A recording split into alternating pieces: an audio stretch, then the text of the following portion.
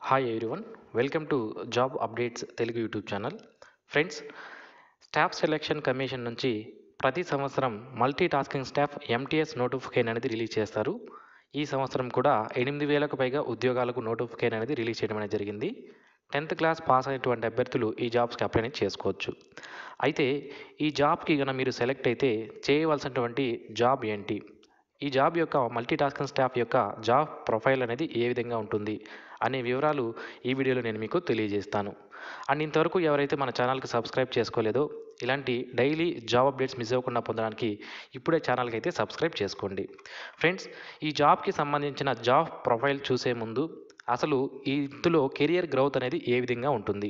For example, మీరు multi tasking staff ఎంటీఎస్గా కనుక join అయితే ఫ్యూచర్లో ఏమైనా ప్రమోషన్స్ ద్వారా ముందుకు వెళ్ళే అవకాశం అయితే ఉంటుందా, మన కెరియర్ గ్రోత్ అనేది ఏ విధంగా ఉంటుంది అనేది మనకి ఇక్కడ క్లియర్గా నేను మీకు చూపించాను. చూడండి, మీరు మల్టీ టాస్కింగ్ స్టాఫ్ అంటే ఇది ఇక్కడ నేను చెప్తున్నది వచ్చి కొన్ని డిపార్ట్మెంట్లలో జాయిన్ అయితేనే ఈ విధంగా మీకు గ్రోత్ అనేది ఉంటుందన్నమాట. కొన్ని చోట్ల మీరు ఎంటీఎస్గా జాయిన్ అయితే ఆ ఎంటీఎస్గానే మిగిలిపోతారు మీరు రిటైర్ అయ్యేంత వరకు కూడా.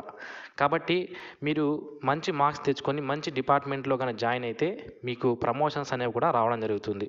ఆ ప్రమోషన్స్ కూడా మీరు ఎంటీఎస్గా 3 సంవత్సరాలు చేస్తే ప్రమోషన్స్కి మీరు ఎలిజిబుల్ అవుతారు. ఆ తర్వాత ప్రమోషన్స్ ద్వారా ముందుకు వెళ్ళే అవకాశం అయితే ఉంటుంది. ఇక్కడ మనం చూసుకున్నట్లయితే మనకి మల్టీ టాస్కింగ్ స్టాఫ్గా జాయిన్ అయినటువంటి ఒక వ్యక్తి తర్వాత లోయర్ డివిజన్ క్లర్క్ అనే పోస్ట్కి ప్రమోషన్ ద్వారా వెళ్ళవచ్చు. అక్కడ నుండి యూడీసీ అంటే అప్పర్ డివిజన్ క్లర్క్ అని, దాని తర్వాత డివిజనల్ క్లర్క్ అని, దాని తర్వాత సెక్షన్ ఆఫీసర్ అని, ఈ విధంగా ఆ డిపార్ట్మెంట్లో ఏదైతే హయ్యెస్ట్ పోస్ట్ ఉంటుందో అక్కడి వరకు కూడా వెళ్ళే అవకాశం అయితే ఉంటుంది. కాకపోతే ఇక్కడ కొన్ని కండిషన్స్ అనేవి అప్లికేబుల్ అవుతాయి. అవి ఏంటి అంటే, మీ దగ్గర ఓన్లీ 10th క్లాస్ క్వాలిఫికేషన్ మాత్రమే ఉంటే మీరు లోయర్ డివిజన్ క్లర్క్ అవ్వడానికి అవకాశం అనేది లేదు. ఎందుకంటే లోయర్ డివిజన్ క్లర్క్ అవ్వాలంటే మీకు ఇంటర్మీడియట్ క్వాలిఫికేషన్ అనేది ఉండాలి. అలాగే అప్పర్ డివిజన్ క్లర్క్ కానీ, డివిజన్ క్లర్క్ కానీ, సెక్షన్ ఆఫీసర్ కానీ అవ్వాలి అంటే మీ దగ్గర తప్పనిసరిగా డిగ్రీ క్వాలిఫికేషన్ అనేది తప్పనిసరిగా ఉండాలన్నమాట. సో ఆ క్వాలిఫికేషన్స్ అనేవి ఉండి ఆ డిపార్ట్మెంట్లో కండక్ట్ చేసేటువంటి డిపార్ట్మెంటల్ ఎగ్జామ్స్ కానీ మీరు పాస్ అయ్యి, ఆ డిపార్ట్మెంటల్ ఎగ్జామ్స్ అనేవి అందరికీ ఉండవు, అంటే నిరుద్యోగులకు అందరికీ కలిపి పెట్టరు. ఓన్లీ ఆ డిపార్ట్మెంట్లో వర్క్ చేసే వాళ్ళకి మాత్రమే డిపార్ట్మెంటల్ ఎగ్జామ్ కండక్ట్ చేస్తారు. కాబట్టి ఈజీగా ఆ ఎగ్జామినేషన్స్ అనేవి మీరు పాస్ అవ్వచ్చు, ప్రమోషన్స్ అనేవి తెచ్చుకునే అవకాశం అయితే ఉంటుంది.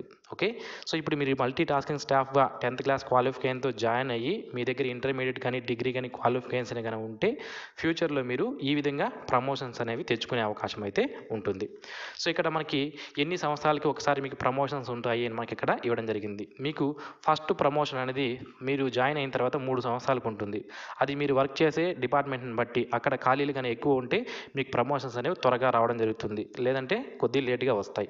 సో ఫస్ట్ ప్రమోషన్స్ అనేది మీకు 3 ఇయర్స్కి ఉంటుంది. ఆ తర్వాత సెకండ్ ప్రమోషన్ 3 ఇయర్స్కి, థర్డ్ ప్రమోషన్ 5 ఇయర్స్కి, ఫైనల్ ప్రమోషన్ అనేది ఈ విధంగా మనకి 4 రకాల ప్రమోషన్స్ అనేవి కూడా ఉంటాయి మీ కెరియర్లో అని మనకి ఇక్కడ ఇవ్వడం జరిగింది. తక్కువ ఏజ్లో కానీ మీరు జాయిన్ అయితే మీకు మంచి ఫ్యూచర్ అనేది ఇందులో ఉండడం అనేది జరుగుతుంది. సో చాలామందికి ఇంకా ఇక్కడ ఉన్నటువంటి డౌట్ ఏంటి అంటే, ఈ మల్టీ టాస్కింగ్ స్టాఫ్కి మనం కనుక సెలెక్ట్ అయితే మనకి జాబ్ అనేది ఎక్కడ ఇస్తారు అనేది చాలామందికి డౌట్ ఉంటుందన్నమాట. ఫ్రెండ్స్, మనకి సెంట్రల్ గవర్నమెంట్కి సంబంధించినటువంటి వేరియస్ మినిస్ట్రీస్ ఉన్నాయి. సో వీటిని మనము మంత్రిత్వ శాఖలు అంటాం. ఆ మంత్రిత్వ శాఖల్లో కానివ్వండి, డిపార్ట్మెంట్లు అనేవి ఉంటాయి. సెంట్రల్ గవర్నమెంట్ కింద పనిచేసే డిపార్ట్మెంట్లు ఉంటాయి.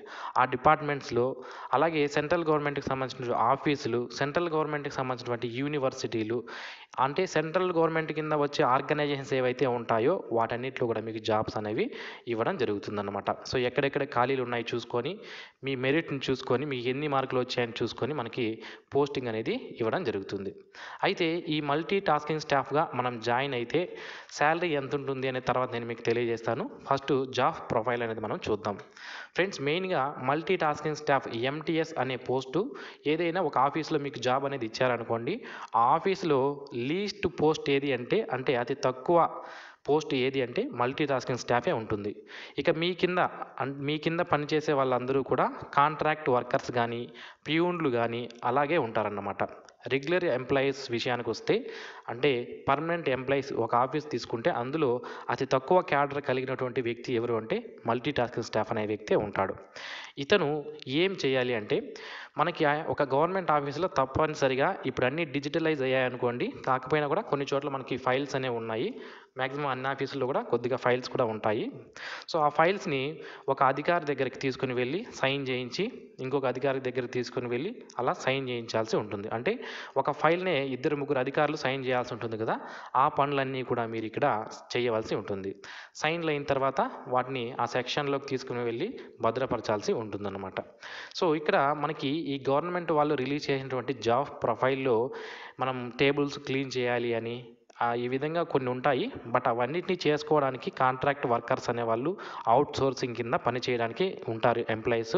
సో అవన్నీ మీరు చేయాల్సిన అవసరం అనేది ఉండదు. ఎందుకంటే ఒక రెగ్యులర్ ఎంప్లాయీ మీరు మల్టీ టాస్కింగ్ స్టాఫ్ ఎంటీఎస్ అయినప్పటికీ కూడా మీరు టేబుల్స్ క్లీన్ చేయడము, టీ కాఫీలు ఇవ్వడం ఇలాంటిది మీకు చెప్పరు. మీకంటూ ఒక అధికారం అనేది ఉంటుందన్న. మీకు మీ క్వాలిఫికేషన్ తక్కువ ఉండొచ్చు, కాకపోతే ఆఫీస్లో మీకంటూ ఒక గుర్తింపు అనేది ఉండడం జరుగుతుందన్నమాట. ఓకే, సో అలాగే carrying of files and other మనకి తెలుసు ఆల్రెడీ నేను మీకు ఈ పాయింట్ చెప్పడం జరిగింది. Next photo copying and sending of fax ఇప్పుడు లేదనుకోండి, ఈమెయిల్స్ ఉంటాయి, వాటికి మీరు మెయిల్స్ సెండ్ చేయడము, అలాగే జిరాక్స్ తీయడం, ఏవైనా పేపర్స్ ఆఫీస్కి సంబంధించిన వాటిని జిరాక్స్ తీయడము, అలాగే నాన్ క్లరికల్ వర్క్ ఏదైతే ఉంటుందో సెక్షన్లో అది మీరు చేయాల్సి ఉంటుందన్నమాట. డైలీ మనకి రొటీన్ వర్కే ఉంటుంది ఈ మల్టీ టాస్కింగ్ స్టాఫ్కి సంబంధించి. ఇంకొకటి ఏంటి అంటే మీకు గన ఐటీఐ క్వాలిఫికేషన్ కనుక ఉంటే దానికి రిలేటెడ్గా మీకు జాబ్స్ కూడా ఇవ్వడం జరుగుతుందన్నమాట. కొంతమందికి డ్రైవింగ్ లైసెన్స్ కనుక ఉంటే దానికి కూడా కొంతమందిని అయితే వాడుకోవడం అనేది జరుగుతుంది. అయితే ఆ గవర్నమెంట్ ఆఫీస్లో ఉన్నటువంటి పరిస్థితులను బట్టి మీకు జాబ్ ప్రొఫైల్ అనేది మారడం జరుగుతుందండి. అన్నీ ఒకే విధంగా ఉండవు. మీరు ఏ ఆఫీస్లో జాబ్ చేస్తున్నారు అనే దాన్ని బట్టి మీ జాబ్ ప్రొఫైల్ అనేది ఉండడం జరుగుతుంది. మ్యాక్సిమం ఒక ఫైల్ని ఒక ఆఫీసర్ దగ్గరికి, ఇంకో ఫైల్ని ఇంకో ఆఫీసర్ దగ్గరికి ఈ విధంగా చేర్చడము, వాళ్ళ దగ్గర సైన్లు చేయించడము, ఆ ఫైల్స్ తీసుకొని భద్రపరచడము, మళ్ళీ వాళ్ళు అడిగినప్పుడు జాగ్రత్తగా తెచ్చివ్వడము, ఇలాంటి వర్క్సే మ్యాక్సిమంగా ఈ మల్టీ టాస్కింగ్ స్టాఫ్కి అయితే ఉండడం జరుగుతుంది. ఒకవేళ మీరు ఇంటర్మీడియట్ కానీ డిగ్రీ కానీ చేసి మీకు కంప్యూటర్ నాలెడ్జ్ అనేది ఉంటే మీకు ఆ కంప్యూటర్కి సంబంధించి టైపింగ్ చేయడం కానివ్వండి, ఫైల్స్ రెడీ చేయడం కానివ్వండి, ఇలాంటి వర్క్ కూడా ఇచ్చే అవకాశం అయితే ఉంటుంది. ఇది ఎంటీఎస్ సంబంధించినటువంటి జాబ్ ప్రొఫైల్. మరి ఈ ఎంటీఎస్గా ఎస్ఎస్సిలో స్టాఫ్ సెలక్షన్ కమిషన్ ద్వారా మల్టీ టాస్కింగ్ స్టాఫ్గా కానీ మీరు సెలెక్ట్ అయితే మీకు ఎంత శాలరీ వచ్చే అవకాశం ఉంటుంది అంటే, సో ఇక్కడ మీరు చూసుకున్నట్లయితే ఇది నేను అప్రాక్సిమేట్గా వేసినటువంటి శాలరీ అండి. మనకి మల్టీ టాస్కింగ్ స్టాఫ్కి సంబంధించి బేసిక్ పే అనేది 18,000 రూపాయలు ఉంటుంది. దీనికి డియర్నెస్ అలవెన్స్ అంటాం దీన్ని కరువు భత్యం అని కూడా అనవచ్చు తెలుగులో. అయితే ఈ ప్రజెంట్ సెంట్రల్ గవర్నమెంట్ ఎంప్లాయీస్కి డియర్నెస్ అలవెన్స్ అనేది 50% పైగా ఉంది. నేను ఇక్కడ 50% వేసాను. సో బేసిక్ పేలో 15%, 50% అంటే మనకి 9,000 రూపాయలు రావడం జరుగుతుంది. నెక్స్ట్ హౌస్ రెంట్ అలవెన్స్ అనేది 24% వరకు ఉంది. ఇది మీరు వర్క్ చేసే ప్రాంతాన్ని బట్టి మారడం జరుగుతుందన్నమాట. మీరు సిటీస్లో వర్క్ చేస్తున్నారా, మెట్రోపాలిటన్ సిటీస్లో వర్క్ చేస్తున్నారా, లేదా నగరాల్లో వర్క్ చేస్తున్నారా, లేదా రూరల్ ఏరియాలో వర్క్ చేస్తున్నారా అనే దాన్ని బట్టి హెచ్ఆర్ఏ అనేది మారడం జరుగుతుంది. నేను ఇది మెట్రోపాలిటన్ సిటీకి వేసాను. ఇక్కడ 4,860 రూపాయలు మనకి హెచ్ఆర్ఏ అనేది రావడం జరుగుతుంది. నెక్స్ట్ ట్రావెల్ అలవెన్స్ అనేది కొన్ని చోట్ల 1,800 ఉంటుంది, కొన్ని చోట్ల 1,200 ఉంటుంది. అది మీరు వర్క్ చేసే ప్రాంతాన్ని బట్టి ఉంటుందన్నమాట. సో ఇవి బేసిక్గా ప్రతి ఎంప్లాయీస్కి ఇచ్చే, గవర్నమెంట్ ఎంప్లాయీకి ఇచ్చే అలవెన్సెస్ అన్నమాట. వీటిని మాత్రమే నేను చెప్పాను. మీరు వర్క్ చేసే ఆఫీస్ని బట్టి, ఫర్ ఎగ్జాంపుల్ మీరు మినిస్ట్రీ ఆఫ్ డిఫెన్స్లో వర్క్ చేశారనుకోండి, అక్కడ డిఫెన్స్ కాబట్టి అక్కడ కొన్ని అలవెన్సెస్ అనేవి మారడం జరుగుతుందన్నమాట. ఓకే, సో కాబట్టి ఇలా మనం వర్క్ చేసే పోస్ట్ అంటే మినిస్ట్రీని బట్టి లేదా ఆఫీస్ని బట్టి మన శాలరీస్ అనేవి మారుతాయి. సో అప్రాక్సిమేట్గా అయితే మీకు 30,000కి పైగా శాలరీ అనేది రావడం జరుగుతుంది. కొన్ని ఆఫీసుల్లో అయితే 40,000 వరకు కూడా వచ్చే అవకాశం అయితే ఉంటుందన్నమాట. ఓకే, సో ఇది ఫ్రెండ్స్ ఈ మల్టీ టాస్కింగ్ స్టాఫ్కి సంబంధించినటువంటి జాబ్ ప్రొఫైల్ ఏంటి, మనకి ఎక్కడ పోస్టింగ్స్ అనేది ఇస్తారు, అలాగే ప్రమోషన్స్ అనేవి ఏ విధంగా ఉంటాయి, శాలరీ ఎంత ఉంటుంది అనే వివరాలు ఈ వీడియోలో మనం తెలుసుకున్నాం. మరిన్ని ఇలాంటి డైలీ జాబ్ అప్డేట్స్ మిస్ అవ్వకుండా పొందడానికి ఇప్పుడే ఛానల్కి సబ్స్క్రైబ్ చేసుకోండి. ఈ వీడియో మీకు నచ్చినట్లయితే లైక్ చేయండి, మీ ఫ్రెండ్స్కి షేర్ చేయండి.